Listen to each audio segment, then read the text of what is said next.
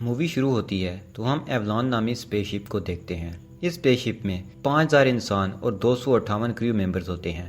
ان کا مشن یہ ہوتا ہے کہ ان انسانوں کو زمین سے دور ایک پلینٹ پر بسانا ہے۔ اس پلینٹ کو ہوم اسٹیٹ 2 کہا جاتا ہے۔ اس اسپیس شپ میں سب پیسنجرز کو ہائبرنیشن پورٹس میں رکھا گیا ہوتا ہے۔ ان پورٹس میں انسانوں کو کم ٹمپریچر پر رکھ کر سلا دیا جاتا ہے جس سے وہ لمبے عرصے تک سو جاتے ہیں۔ ایولان اسپیس شپ کا یہ سفر 120 سالوں کا ہوتا ہے اور ابھی اسے صرف 30 سال ہی گزرے ہوتے ہیں، یعنی ابھی 90 سال باقی تھے۔ سفر کے دوران ایک دن ایک ایسٹرائڈ اسپیس شپ سے ٹکرایا جاتا ہے۔ یہ شپ بہت ایڈوانس ہوتی ہے۔ اس میں موجود آرٹیفیشل انٹیلیجنس خود ہی شپ کو ریپیئر کر لیتی ہے، لیکن اس حادثہ کی وجہ سے ایک ہائبرنیشن پورٹ اوپن ہو جاتا ہے جس میں ایک میکینیکل انجینئر جیمز سو رہا تھا۔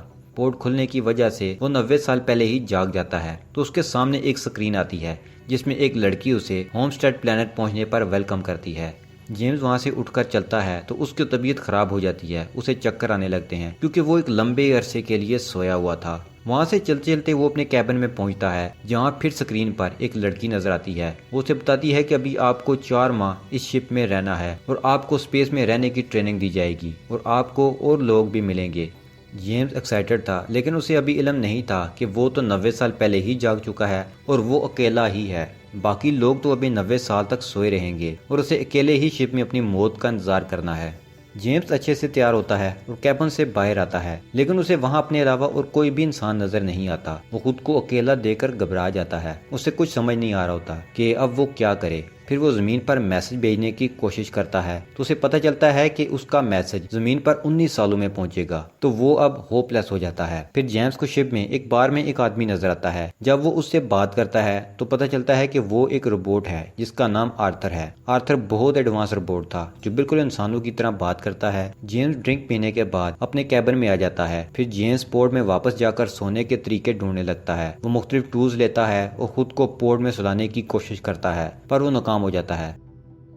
پھر وہ کریو ممبرز والے ہائبرنیشن روم میں جاتا ہے۔ وہ سوچتا ہے وہ کسی کو اٹھا کر اس کی مدد لے گا، انہیں تو یہ پورٹ چلانے کا پتہ ہوگا، لیکن کریو ممبرز کا پورٹ اس سے اوپن نہیں ہوتا۔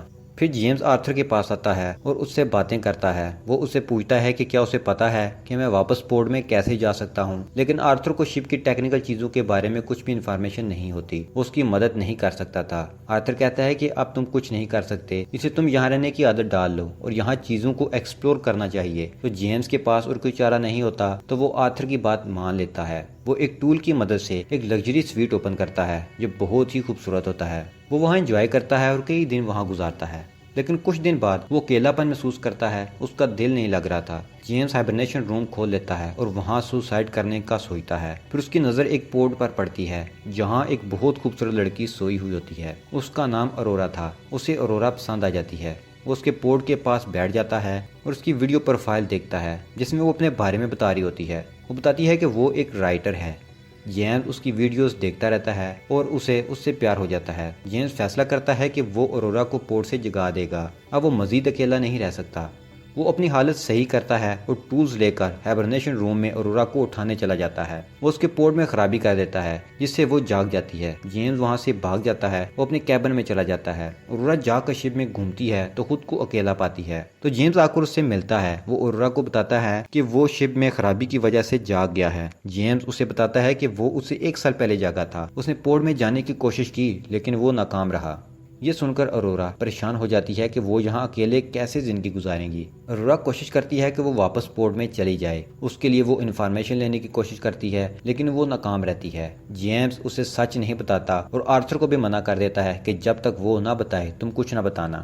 پھر اورورا اور جیمز اکٹھے ناشتہ کرتے ہیں۔ جیمز کا ناشتہ کچھ خاص نہیں تھا کیونکہ وہ پیسنجر کے گروپ 3 سے تھا اور اورورا گروپ 1 سے، تو اورورا اس کے ساتھ اپنا ناشتہ شیئر کرتی ہے۔ پھر اورورا اس سے کہتی ہے کہ ہمیں پورٹ میں واپس جانے کے لیے کوشش کرنی چاہیے، تو جیمز کہتا ہے کہ میں پچھلے 1 سال سے کوشش کر رہا ہوں لیکن کوئی فائدہ نہیں ہوا، تو اورورا بھی کوشش کر کے ہار جاتی ہے اور اس سچویشن کو ایکسیپٹ کر کے شپ میں خود کو ایڈجسٹ کرنے کی کوشش کرنے لگتی ہے۔ وہ اپنے اس ایکسپیرینس کو ریکارڈ کرنے کے لیے بک لکھنا شروع کر دیتی ہے۔ جیمز اور اورورا کافی ٹائم سے شپ میں اکیلے تھے تو دونوں کی دوستی ہو جاتی ہے اور پھر یہ دوستی پیار میں بدل جاتی ہے۔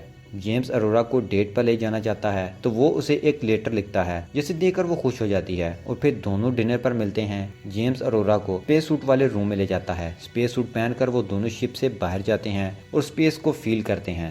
یہ ایک اچھا ایکسپیرینس تھا۔ اب دونوں ایک دوسرے کے اور قریب ہو جاتے ہیں۔ پھر اورورا کی برتھ ڈے آ جاتی ہے تو جیمز اس موقع کو اسپیشل بنانے کے لیے پلان کرتا ہے کہ وہ اسے پرپوز کرے گا۔ اورورا آرتھر کے پاس بیٹھی ہوتی ہے تو آرتھر اسے بے دھیانی میں یہ بتا دیتا ہے کہ آج سے 1 سال پہلے جیمز اسے ملنے کے لیے بےتاب تھا جب وہ پورٹ میں تھی۔ تو اورورا اور کیوریس ہو جاتی ہے۔ اورورا کے اور پوچھنے پر آرتھر اسے ساری کہانی سچ بتا دیتا ہے۔ اسے لگتا تھا کہ اب ان کے درمیان کچھ بھی سیکرٹ نہیں، کیونکہ آرتھر نے اورورا کو ایسے ہی بولتے دیکھا تھا۔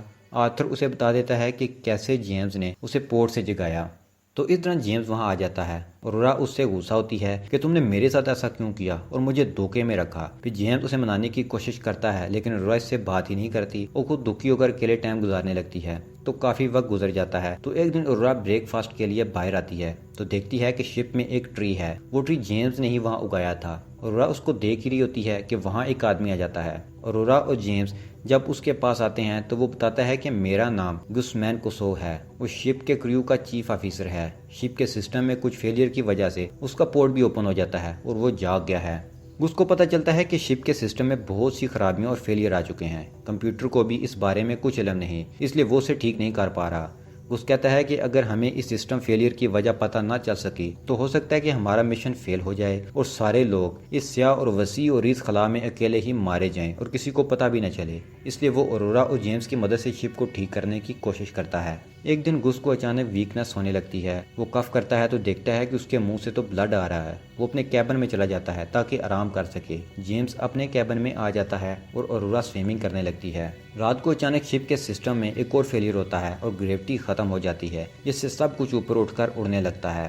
پول کا پانی بھی اوپر آ جاتا ہے اور تیرنے لگتا ہے۔ اورورا پانی کے ایک بڑے سے ببل میں پھنس جاتی ہے۔ وہ کوشش کے باوجود باہر نہیں نکل پاتی اور پانی میں بے ہوش ہو جاتی ہے۔ شپ کا سسٹم خود بخود ٹھیک ہوتا ہے تو پانی پول میں واپس گرتا ہے، جس سے اورورا بچ جاتی ہے۔ اگلے دن تینوں اکٹھا ہو کر وجہ جاننے کی کوشش کرتے ہیں کہ آخر گریوٹی بند ہونے کی وجہ کیا تھی۔ تو انہیں پتہ چلتا ہے کہ 2 سال پہلے ان کی شپ ایک ایسٹرائڈ سے ٹکرائی تھی، جس سے ان کی شپ میں خرابی آ گئی تھی۔ یہ سب اسی وجہ سے ہو رہا ہے۔ کمپیوٹر سے پتہ چلتا ہے کہ فیوژن ری ایکٹر جس سے شپ چلنے میں مدد ملتی ہے وہ ڈیمیج ہو چکا ہے۔ گس کی طبیعت اچانک خراب ہو جاتی ہے اور وہ بے ہوش ہو جاتا ہے۔ اورورا اور جیمز اسے ایمرجنسی روم میں لے جاتے ہیں جہاں وہ گس کو آٹو ڈوک والے پورٹ میں لٹاتے ہیں، جو انہیں بتاتا ہے کہ گس ایک خراب پورٹ میں کافی عرصہ تھا جس کی وجہ سے اس کی طبیعت اور خراب ہو گئی ہے اور مزید خراب ہو گئی۔ اب گس بس کچھ گھنٹوں بعد مر جائے گا۔ یہ بات جیمز اور اورورا کو بہت پریشان کر دیتی ہے۔ اب گس انہیں چیف ID کارڈ دے دیتا ہے جس کی مدد سے وہ شپ کے کسی بھی حصے میں جا سکتے ہیں۔ گس نے کہتا ہے کہ اب میں جلد ہی مر جاؤں گا، اس لیے یہ کام اب تم دونوں کو ہی کرنا ہے، اس شپ کو ٹھیک کرنا ہی ہوگا۔ گس کے جانے کے بعد اورورا اور جیمز شپ کے ڈیفیکٹ کو ٹھیک کرنے میں لگ جاتے ہیں تو وہ دیکھتے ہیں کہ شپ میں ایک جگہ ہول ہے جس سے پلازما ہیٹ شپ میں داخل ہو رہی ہے۔ اس وجہ سے اسپیس شپ کا ٹمپریچر بھی بڑھ رہا ہے۔ وہ آٹومیٹک سسٹم سے ونڈ کو آن کر کے پلازما ہیٹ کو روکنے کی کوشش کرتے ہیں لیکن سسٹم فیل ہو جاتا ہے۔ اب ایک ہی راستہ بچتا ہے کہ جیمز خود باہر جا کر وہ ونڈ کو اوپن کرے۔ تو اورورا اسے اسپیس سوٹ پہناتی ہے اور کہتی ہے کہ وہ اس کے باہر جانے سے گھبرائی ہوئی ہے کیونکہ اگر اسے کچھ ہو گیا تو اسے شپ میں اکیلے رہنا پڑے گا۔ وہ اسے کہتی ہے کہ سب کچھ ٹھیک کر کے شپ میں واپس آ جاؤ۔ جیمز باہر جاتا ہے اور ریئیکٹر کے ونڈ کو اوپن کر دیتا ہے تاکہ ہیٹ باہر چلی جائے۔ وہ خود کو ہیٹ سے پروٹیکٹ کرنے کے لیے ایک ڈور کو ایز اے شیلڈ یوز کرتا ہے تو وہ بہت زیادہ پریشر کی وجہ سے اڑ کر اسپیس میں چلا جاتا ہے۔ اس کا اسپیس سوٹ بھی خراب ہو جاتا ہے، اس لیے آکسیجن بھی کم مل رہی ہوتی ہے تو وہ بے ہوش ہو جاتا ہے۔ اورورا اسپیس سوٹ پہن کر باہر جاتی ہے اور جیمز کو واپس لے آتی ہے اور اسے آٹو ڈوک والے پورٹ میں لٹا دیتی ہے تاکہ وہ اسے ٹھیک کر سکے۔ ایولون شپ خود کو ٹھیک کرنے میں لگ جاتی ہے اور ریئیکٹر کو ٹھیک کر کے نارملی کام شروع کر دیتی ہے، یعنی کہ دونوں نے مل کر شپ کو ٹھیک کر دیا تھا۔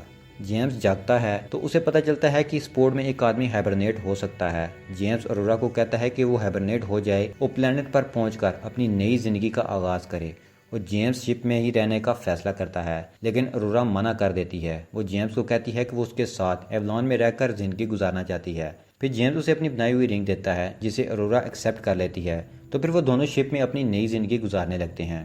پھر 88 ایئرز گزر جاتے ہیں اور شپ ہوم اسٹیڈ پلانٹ پر پہنچ جاتی ہے۔ لوگ جاگتے ہیں تو دیکھتے ہیں کہ شپ میں ٹری ہیں، پلانٹس ہیں، پانی ہے اور برڈ ہیں جو شپ میں اڑ رہے ہیں۔ وہاں وہ ویجیٹیبل بھی اگاتے ہیں۔ وہ دونوں یہاں رہ رہے تھے اس لیے انہوں نے شپ کو ہی زمین کے ماحول جیسا بنا دیا تھا۔ شپ کے سارے لوگ یہ دیکھ کر حیران رہ جاتے ہیں۔ اورورا نے ایک بک میں جیمز اور اپنے ایولان شپ میں رہنے کے ایکسپیرینس کے بارے میں لکھا ہوتا ہے اور یہیں مووی اینڈ ہو جاتی ہے۔